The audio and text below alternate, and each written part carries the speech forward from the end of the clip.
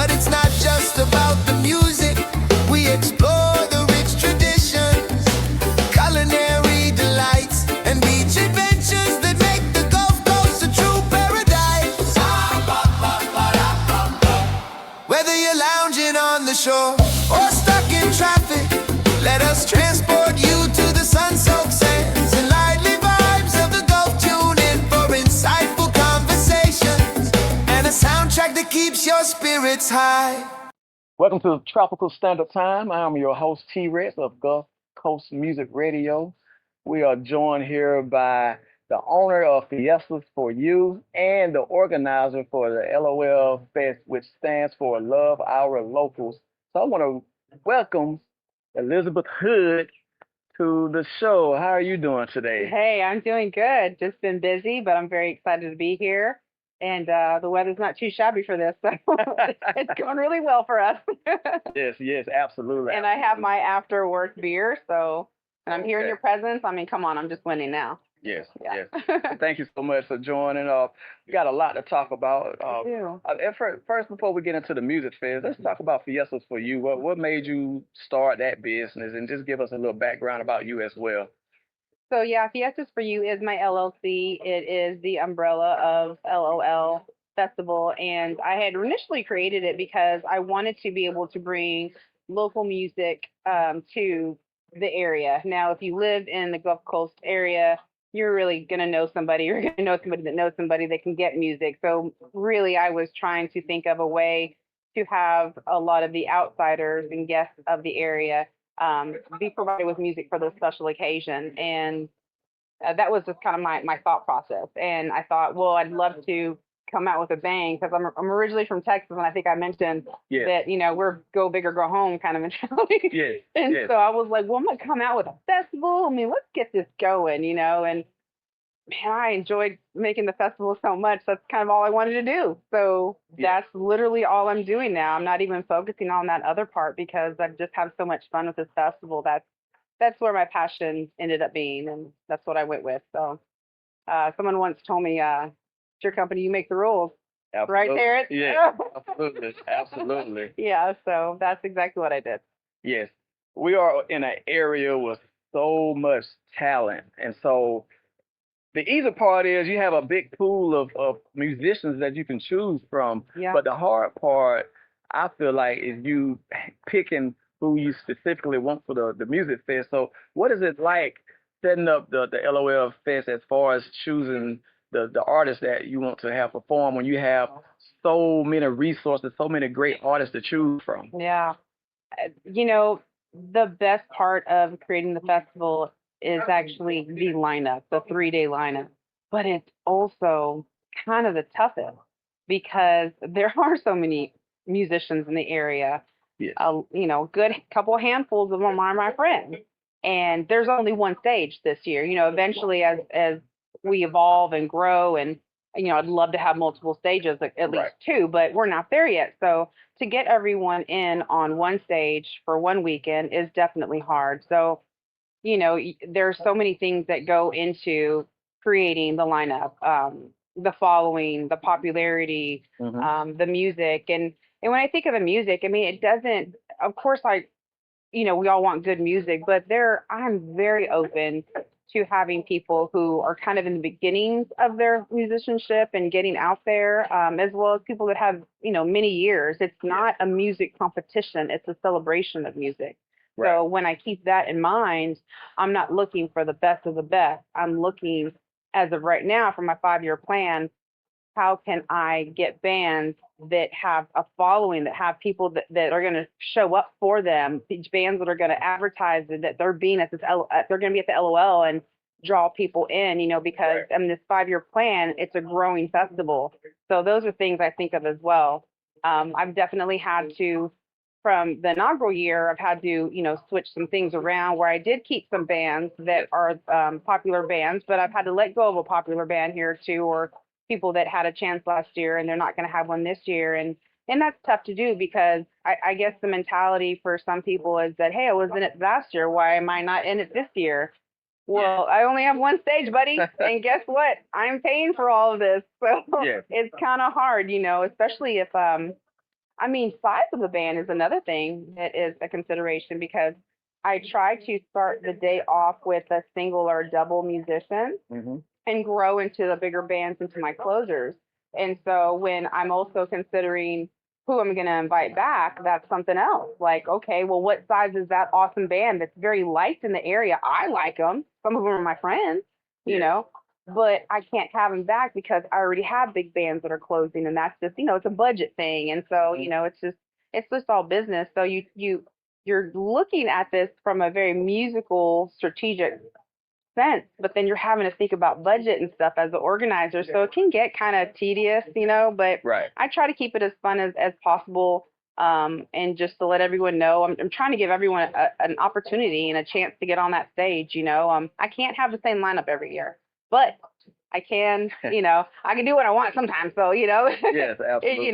what I have this year, I'm very excited about, but I'm also excited for next year. Usually in the summer is when I go out and I start scouting, Mhm. for new musicians in the area and seeing what they're doing. And I'm looking for not so much your musicianship. It's I'm going out. How do you act with the crowd? Do you Right. interact with the crowd? Does the crowd like you? Are they paying attention to you? How many people do you have?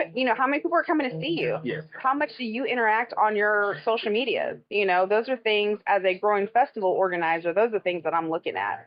But ultimately, when I'm not an organizer of a festival, I'm just looking to enjoy music over the summer. So whether I contact them, invite them out, or don't, didn't mean that I didn't enjoy it. Right. It's just strategic things I got to do. Now, one thing I like about your music fest is it's very cost efficient. Like you have so many great musicians that are going to be performing from the area, but it doesn't break the pockets for the family or the kids. I understand that the kids get in free, elementary and middle school Yeah. age, Mhm. but as an adult, it is very cost efficient for all 3 days. So, how did you come up with that model to keep it such a low cost, and but you have so many musicians that's going to be performing in this event? That was actually a tough one. So, when I first created the festival, the inaugural festival, there was no blueprint for me to follow. It Okay. was I'm creating this festival. What do I want? What do I need? What can I have? What can I? I mean, there were so many questions when I was developing it. And budget obviously is a huge one because, Yeah. besides the community being involved and the sponsors that I have that are investing in this community event, it is me. I'm solely responsible. And so last year, again, not having a blueprint, I thought, what could be a ticket that could help me pay these thousands of dollars I'm eventually going to pay out to all these musicians, Mm-hmm. and yet still have it. I mean, it's a good $20,000 festival. And so last year, the tickets, the feedback they're too high for locals. They're really expensive. So I was like, okay, heard. Right. I'll adjust. Mm-hmm. And adjusting was a little difficult in the sense of you worry about how you're going to make that revenue up to pay Right. everybody. Um, but you also have to think of the reasonings behind it, the community involvement of, the community vendors, the food vendors, the businesses, the nonprofits, the volunteers, the musicians. If you want this as a community event, you have to make it affordable for this area.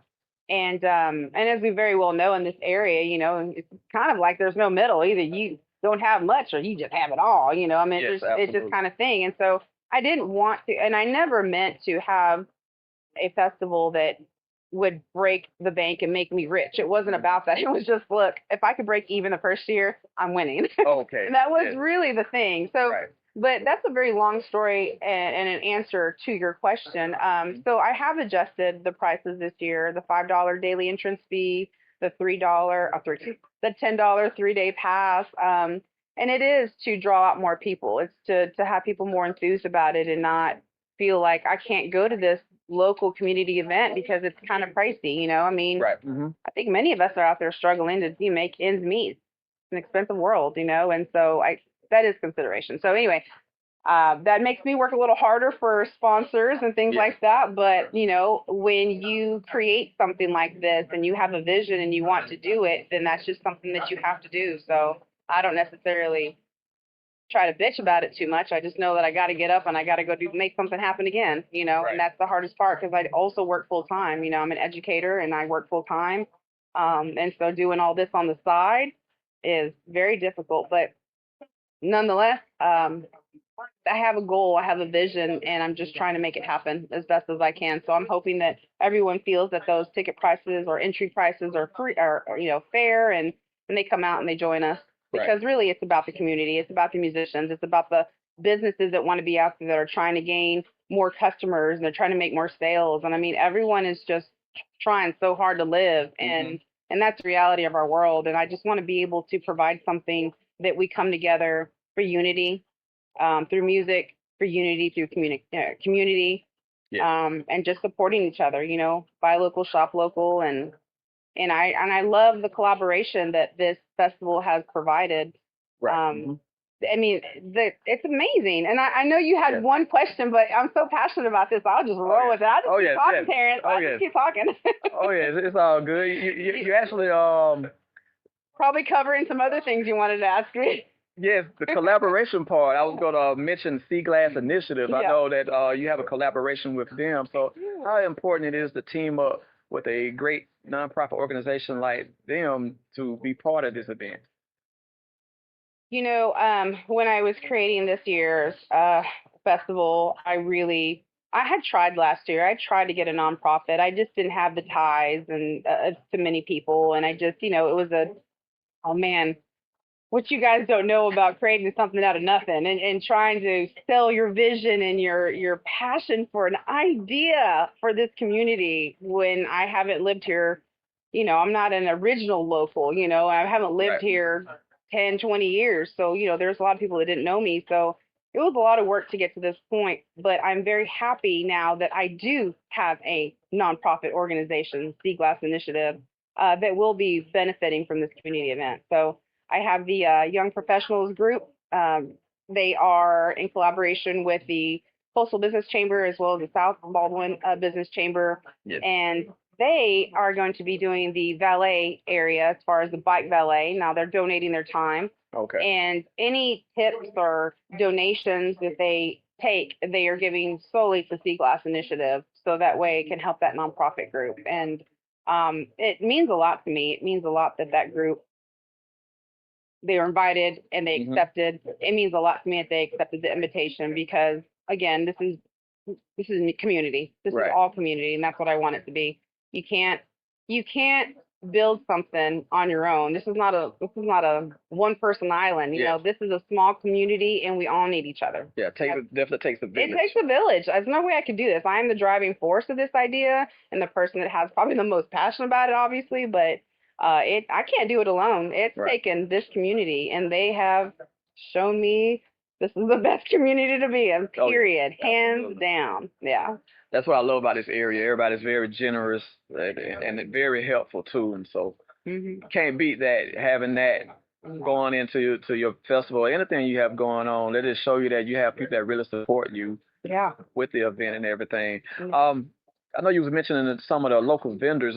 Can you name some of the vendors that's going to be part of LOL? Man, I should have had my little cheat sheet. Dang it. Putting you on the spot. You really are. You really are. Well, we have Drift and Turtle. Okay. They're an apparel company. We have Riptide Outfitters. We have Blue House Bakery. They're gonna have specialty cupcakes out there. We have Bake Silly, which is another food truck that's gonna be out there. We have I think it's called Taste of Colombia. It's another food truck out there. Okay. Let me think. I know I have another food truck out there. Oh, La Paria Taqueria. It's actually a little taqueria over there in Foley, and so they have a food truck as well. Yes. And let's see, of course, we have Gulf Coast Music Radio. It's going to be out there. We have Sunny 105.7 is going to be out there. We have Sea Glass is going to be out there. We have Trippy Hippie Travel. She's going to have a booth out there. Okay. We're going to have Blue Water Exterior. They're going to be out there. I mean, these are all local businesses, and I'm very happy that they accepted the invitation to be a vendor. It's just go out there. I want you to do well. I want you to gain customers. I want you to meet the people, meet the locals. And, one of the things that Austin Thompson, who's he's my music coordinator for my committee. Okay. And Yes.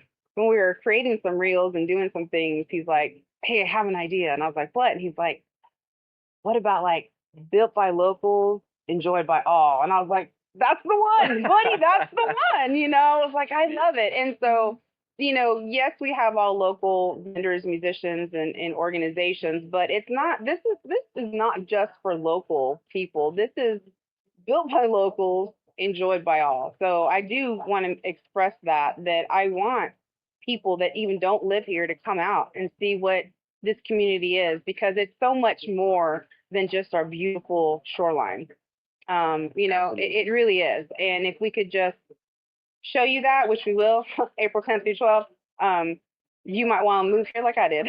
Right, absolutely, So, yeah. absolutely. And I just want to commend you for putting you on the spot, and you was able to name the vendor. So if she missed any of them, that's okay. I'm so I put sorry. I put her on the spot. Really So, did. but I feel like you did very well Thank you. with naming the vendors that's going to be there. Yeah. Now, as far as we know, the dates are going to be April the 10th through the 12th. What are the times of the event from Friday through Sunday? So Friday we have 12 p.m. to 10 p.m.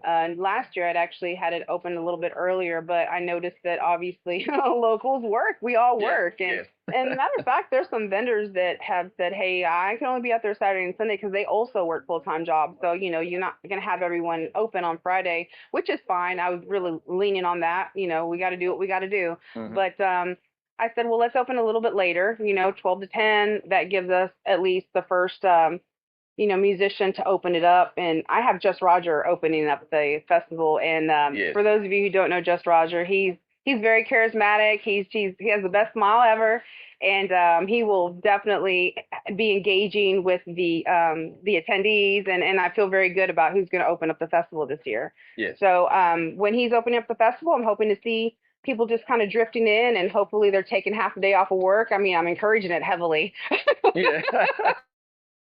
Catch what I'm throwing. So yeah, come on out, and I'm hoping by 2, 3, and happy hour starting. I mean, let's get it going. The Coastal Business Chamber will be out there. They're gonna have a beer tent, so they're gonna have wine. They're gonna have beer, and Coke products for those who don't partake in all that, and they'll hydrate you any way they can. And so absolutely. I want to have a good time. I want everyone else to have a good time. I want to look out to the audience, and I see people enjoying the vendors and walking around and sitting down and listening to the music and just getting their vitamin D. I mean, all this hard work, that's gonna be worth it for me. Right. Yeah. Right. Absolutely. And then Saturday is 10 to 10. And Saturday 10 to 10. And Sunday is 10 to 6. Ooh, 11 to 6. 11 to 6. 11 to 6. Okay. Yeah. 11 to 6. Yeah. I thought of 10, but I was like, but it's so funny when you talk about the lineup. You actually have to also think, how much time am I going to give between? We could do it at 15, but I'd feel comfortable with 30. And if I did 30, how could I work with how many bands can I get in? And so I decided 11 to 6 as opposed to 10 to 6. That gives people an opportunity to go to church if they want to go to church. Absolutely. Plus, you have the Church of Christ right around the corner from where the Waterway Village parking lot is. Yes. That they are allowing us to use their northern part of their parking lot. So it gives them time to finish their services and, go off to where they're going to go, or just keep parking there and come on over, Absolutely. Yeah. That's very convenient. It is. Yes, definitely. Check them out and then just walk on over to very much. Thank you so much for that, Church of Christ, Gold Shores, because that was really nice of them. But speaking of parking, do you mind if I go into parking? Yes, go ahead. Okay. Yes, let's talk about the parking. Take over your whole podcast, Terrence? Go ahead. I'm sorry, I'm a very dominant personality. So yes, parking, you're going to have a multitude of areas to park. Of course, there is parking on East 24th, limited, but there's some. Now, the parking lot where we're at, it's going to be off of East 24th, so right between the Sloop and the Acme. And I think it's 101 East 24th Avenue. Sounds correct. I can't remember if it's East or West, but dang it, I should. How about I just look at my post? I know it's on there. But anyway, there's parking right in that parking area that's just ADA parking. So it's, handicap parking. And I wanted to make sure that we had accessibility for people that have, physical impairment, so they can access the festival very easily. There's parking at that northern parking lot of the Church of Christ. There is also a designated parking area on the southeast corner of Meyer Park that we will have for parking as well as around Meyer Park. There's plenty of parking around that area. I do have a shuttle. Another sponsor of the festival is Surfside Shuttle. They are a shuttle service around here that provides bushwhacker tours. They will take you to the airport. They will drive you wherever you need to. So you just schedule with them, but they are going to provide transportation 10 p.m. on Friday night. Okay. And right now I'm still trying to work with the Gulf Shore City Schools. They were a strategic partner last year, and so we are trying to see if there's anyone interested in driving one of the school buses, so that way we can have transportation by them on Saturday. Absolutely. So that's still in the works right now. Okay. But we have so many sponsors right now, and I'm very excited that everyone is just really donating, whether it be their time, their money, their advertising, whatever. It's truly appreciated. It can't make this work without a village. Yes, Yeah. absolutely. And I wanted to say thank you for coming to Tropical Standard Time to talk about the L.O.L Fest, and we're definitely excited for it and looking forward to it. You have any shout outs you would like to give or any closing thoughts? Man, you put me on the spot again. Oh God. Okay. Sorry. It has been a long working day. Usually I'm way more peppy. Can you imagine? But I'm more with it usually early in the morning. I've had a very long work day, so I'm kind of like into the work day, just kind of flowing in, trying to make it happen right here and not sound like an idiot. But shout out. I'm gonna say first and foremost to my kids. They've had to definitely adjust to mom getting real busy, as we get closer to the festival. Even last week, I was like, kids, 2-week countdown. I can't take you nowhere. Can't do nothing. I can't take you to friends. I just can't do anything that and as far as even spending time, like I love spending time with my kids. Right. I love watching little shows with them that they like watching with me, or movies. And I'm like, that's going to have to take a halt until after the festival. And that's tough on me, and it's tough on them. Right. Because I love the kids dearly, and they love their mom. And so yeah, a shout out to them, because it does take patience, it takes understanding, and it takes love to be able to know that your mom's just trying to make things happen in the world. And she has a vision, and she has the goal, and they're just having to be patient during their childhood. So that would be the first shout out that I give out, to be honest with you. Okay. The second shout out would be to all of the friends and supporters from the first get-go from last year when I was planning the inaugural event. I mean, my committee members, the L.O.L committee members, they are my ride or dies. I mean, when I did this festival last year, I had a lot of supporters. I had people coming in and doing things, but this group of people, they were the ones that went the extra mile, and you need any help, you need any help. They just didn't say it. They came through constantly, and they were just amazing. And so I'm like, do you want to be in my committee next year? Because you're amazing. Right. And they need to shout it out. I mean, they do this for free. Yes. Okay. They do this for free. I'm not in a position to pay them by any means. So they do this out of the graciousness of their heart, and that means everything to me. And I don't say it enough. We had our last committee meeting yesterday, right? And I said it. I said, hey, I may not say it enough, but you guys are amazing. And I tell you what, if there was something, I'm a horrible gift giver in the first place, but if there was something that I could think of to just say to thank you, that would be something that they could, they'd appreciate it regardless. But something that would be useful to them, I'd love to do that for them. Absolutely. I can go on the list. When I say sponsors, it's just not a plug. It's just not a plug for sponsors. I am truly grateful that these sponsors are coming out and saying, yes, I'd love to support a community event, a community festival, because they believe in the vision, and they also, in dual purpose, want to advertise as well. And so, it's just, I've heard more than I've heard yeses. So on those yeses, I'm going to shout you out. Yes, those are definitely blessings. Yeah, those are blessings. Absolutely. It takes a lot to get a yes. And yeah, that's pretty much it. Okay. Yeah, I think that's it. And if I've missed any important thing, I'm so sorry. Yeah. No, I think we pretty much covered it all. Well, no, as far as vendors, sponsors, people I'd like to shout out, I just hope I didn't miss anyone, because I truly am grateful. and appreciative in so many ways. And you know, if you don't, if you don't know me, well, now you do a little bit. Right. But if you knew me, you know that that's just how I work. Hmm. I'm very very honored and very blessed, and I don't say it all the time, but I know my blessings, and I work with them as best as I can. So anyway, thank you for having me. Yes, Thank you. absolutely. It's been amazing. Elizabeth Hood, y'all make sure y'all check her out April 10th through the 12th for L.O.L. Please. Music Fest. That's coming to Waterway Village in Gulf Shores, Alabama. That's right. And I'm going to tell you the exact address because it's driving me nuts. It's driving me nuts, Terrence. Yes, I'm so sorry. She's going to tell you the I'm gonna exact tell you address. right now. Yes, but it's very exciting. This is the second annual L.O.L. Fest, so we're definitely looking forward to it. Absolutely. It sure is. And I think this is a great location. We didn't talk about Waterway Village as an up and coming like little district area. Right. Oh my gosh. It's a lot of work. It is. So for those of you who don't know, the Waterway Village is, I mean, it's under repairs. They've added more parking spaces. They've redone some roads. They're doing a pedestrian bridge, and whether you hate it or you don't, it's gonna be there. Right. So, sorry. So what I like about it, it's gonna connect from over the canal, and so I'll be able to be like, hey, Lulu, right, come and join us, because it's they're part of the Waterway Village as well. Here it is. Bam, I found it. It took me forever. I'm horrible with technology. I'm not like Terrence. Terrence is amazing with technology. I appreciate that. All right. So it is 101 East 24th Avenue. Yes.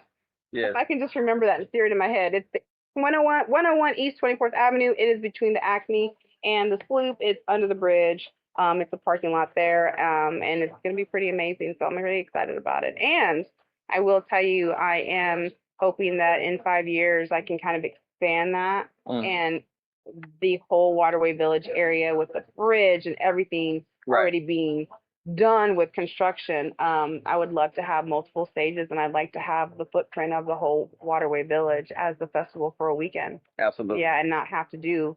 And hopefully at that time, I'm getting enough sponsorship that I don't have to charge the $5 or $10 to come on out, free event. I would love to get to that point. Yes. Not there yet, but we're going to get there. Yes, indeed. Yeah. Yes, indeed. Thank you for being patient and let me look up this damn.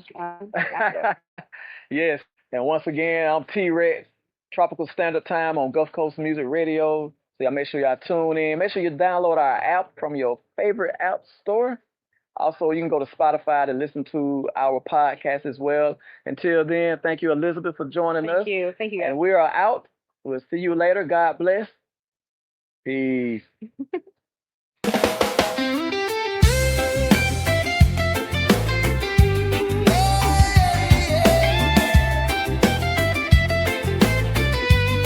Welcome to Tropical Standard Time.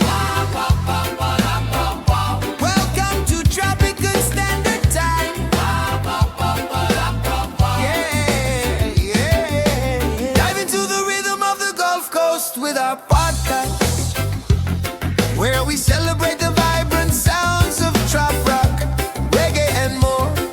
Each episode features engaging interviews with talented musicians, sharing their stories and inspirations that embody coastal culture. But it's not just about the music. We explore the rich traditions, culinary delights, and beach adventures that make the Gulf Coast a true paradise. Whether you're lounging on the shore or stuck in traffic, let us transport you to the sun-soaked sands and lively vibes of the Gulf. Tune in for insightful conversations and a soundtrack that keeps your spirits high.